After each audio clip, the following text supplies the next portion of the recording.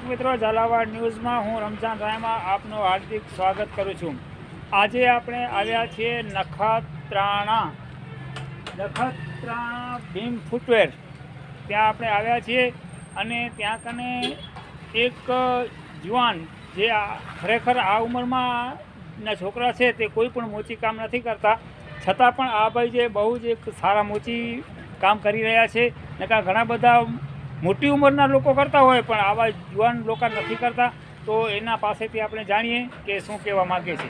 નામ આટુ શંકરલાલ નાનજી, મૂળ ગતન મારું, મૂળ ગામ મારું અય્યર, હાલે નખત્રાણામાં જય ભીમ ફૂટવેર નામનો ધંધો ચલાવું છું અને પોતાની હસ્તકલાથી ચામડાના ઉદ્યોગમાં વ્યવસાય જોડાયેલું છું. કેટલો સમયથી થયા શંકરભાઈ આ તમે કામ કરો છો? અને સમજી ને 12 વર્ષથી અહીંયા નખત્રાણામાં જય ભીમ ફૂટવેર નામની દુકાન ચલાવું છું અને 6-7 વર્ષ થયા પહેલાં દેસર પર ગોંધલી ત્યાં પણ અમારી દુકાન હતી, જે મારા બાપ અને બે ભેગા બેઠા કામ કરતા. 12 વર્ષ ત્યાં ધંધામાં જોડેલો છું. ટોટલ મારો 20 વર્ષનો અનુભવ છે આ ધંધામાં જોડેલો. શંકરભાઈ, આ જે તમે ચામડાનું કામ કરો છો, જે આવા સેન્ડલ બૂટ બનાવો છો, તે ક્યાંક તમે ક્રોસ કર્યો છે? ના, આમાં અમે ક્યાંક ક્રોસ નથી કરેલો, પણ એ વાત સાચી છે કે અમારા ત્રીજી પેઢીમાં મારા દાદા, મારા બાપ અને હું અમે ત્રણે જોડાય છીએ. અમારા વંશ પરંપરાથી જ આનો ધંધો ચલાવી છીએ, તો આનો કોઈ ક્રોસ નથી કરેલો. બાકી મેં મારા પપ્પા પાસે જ આ શીખ્યું છે. મેં એવું સાંભળ્યું છે કે અય્યરનું નામ એવો પ્રખ્યાત છે જે જૂતા તમે બનાવો છો એની અંદર, તો એવી શું ઘટના છે કે ભાઈ અય્યરનું નામ એટલું બધું પ્રખ્યાત છે? એના પાછળનું શું કારણ છે? સાહેબ, અય્યરનું નામ પ્રખ્યાત છે એ હું કબૂલું છું. અને અમારા વડીલો, મારા બાપ દાદાઓ જે તે વખતમાં ચરમ ઉદ્યોગમાં જોડેલા હતા, હાથથી જ બધા બૂટ, ચપ્પલ, પગરખા બનાવતા હતા અને અત્યારે હું પણ બનાવું છું.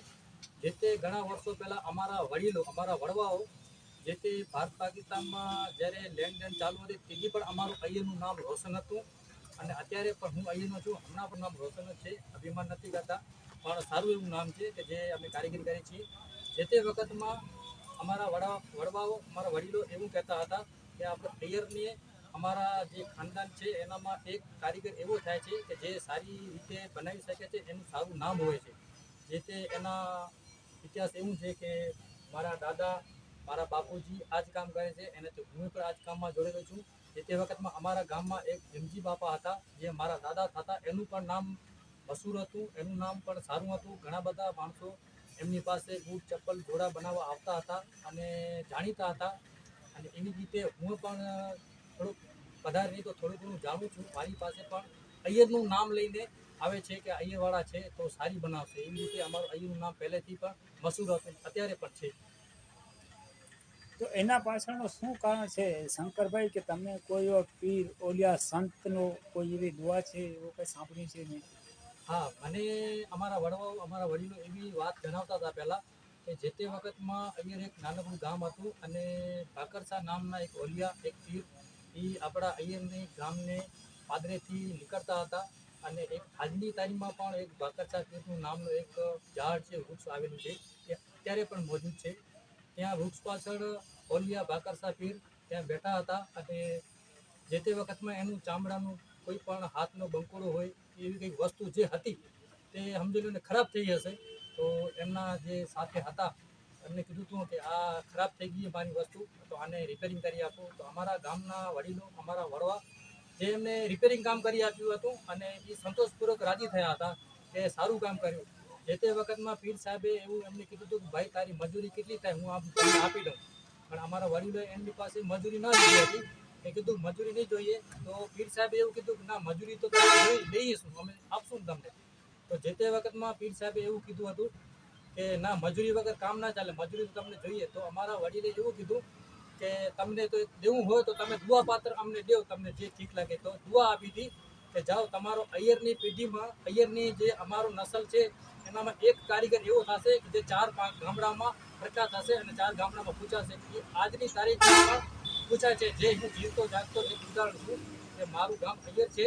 અય્યરનું હું કામ શીખ્યો છું અને અત્યારે પણ મારી પાસે ઘણા બધા રાજ્યોમાંથી ઘણા બધા, આ તો ઓનલાઈનનો જમાનો છે, તો સારી બધી જગ્યાથી મને ઓર્ડર મળે છે અને મારા ગામનો મને ગર્વ છે કે હું અહીંયાનો હતો અને જે ખાનદાનમાં જ આવું છું કે જે ઓલિયા સાહેબે અમને દુઆ આપી હતી.